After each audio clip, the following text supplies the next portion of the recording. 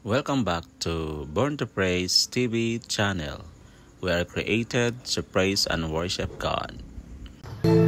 Hallelujah. Sa makausap pa, mayong buntag na itong tanan. Dalaygon ang Dios tungod kay nagmadaugon siya sa atong kinabuhi. Ato lang yun hinungduman nga ang atong panagtigong mga igsoon, usa kini ka pribiliyo nga gihatag sa Dios sa tanan nga mga magtotoo. Tungod kay kung dili ta magtotoo mga igsoon, dili ta makahimo pagduol sa balay alampuanan din atong isugilon og isandig sa tanan nga ang Dios maoy makasulbad sa tagsa nato ka mga problema. O ginitakna sa kabuntagon mga igsoon, gibasa nato gikan sa Genesis paingon sa Revelation ang katuyuan sa Dios.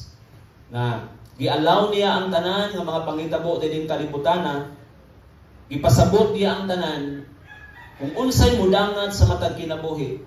Aduna nay mensahe ang Dios. Og ang Dios mga igsoon dili og dili mapakyas. Og ang Dios mga igsoon kanunay nakisulti bisan sa usa ka segundo. Sa tanan ng mga panghitabo dining kalibutan ng mga igsoon, adunay mensahe ang Dios nimo og nako. Munang atong pasalamatan ang Ginoo sa matag mensahe tungod kay ang pulong sa Ginoo mao ni siya pundasyon sa atong pagkinabuhi dining kalibutan. Aron ang purpose la gyud sa Ginoo paglig-on nimo. Munang imong tapad salamat kay ikaw niya aron mabatunan nimo ang kalig-on nga gikan sa Ginoo. Hallelujah. Karon mga igsoon, ato ang hiusaan ang uluhan sa atong mensahe. Kini usa ni siya kapinulungan sa Tagalog nga nagkanayon, walang mahirap sa Dios, manalig at kumilos. Walay imposible sa Dios mga igsoon tungod kay siya ang naghatag sa ato ang kinabuhi. Kitang tanan mga igsoon, doon na tayong mga kasinatian. Musugotag sa dili, kinalantang mo barog. Amen. Tungod kay wala maghatag ang Dios kanatong espiritu sa katalaw, apan naghatag siya kanatong espiritu sa kaisog. Kaisog mga igsoon nga moatubang sa tanang mga dagok o pagsulay sa kinabuhi. Wala si bisag kinsa gusto mga problema. Kinsa may gusto problema? Di ba? Pero gusto sa Ginoo nga ato ang magmaisugon ta sa pag-atubang sa matag problema. O kining problema mga igsoon, usa kini ka pamaagi ngaron ang usa ka tawo mudot-dot diha sa Ginoo. Aron ang usa ka tawo magpakitabang sa Ginoo. Aron nga sa iyang pagpakitabang, dadon siya sa kahimayaan sa Dios o ipakita sa Dios sa iyang kinabuhi nga wala siya mag-inusara. Ingna imong tapad, wa ka mag-inusara sa pakigbugno nining kalibutan. Laban lang. Amen. Kung si Manny Pacquiao bisan daghan na sa kwarta, pero ngadong ni boxing paghapon siya. Tungod kay wala siya nag-after o kwarta igsoon.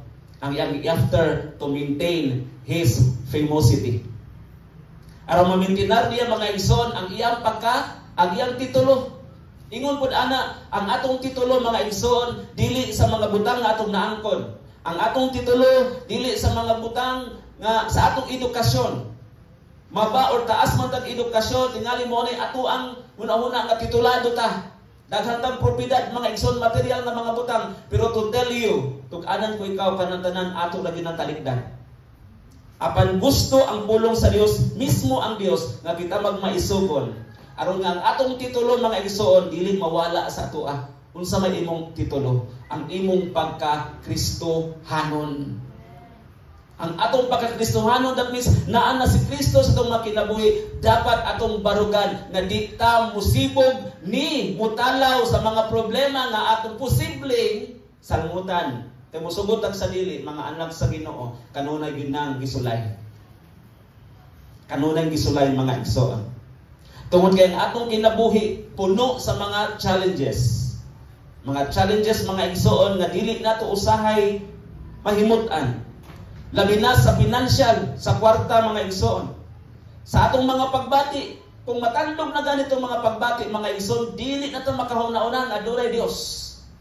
Pero tug-anan ko ikaw mga igsoon, bisan taliwala sa atong gibati karon, God is there.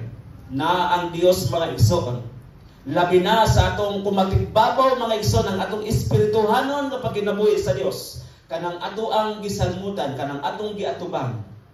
Dili na mo overpower sa atoa. Di na mulabaw nato tungod kay mas gamhanan ang Ginoo sa ato ang kinabuhi.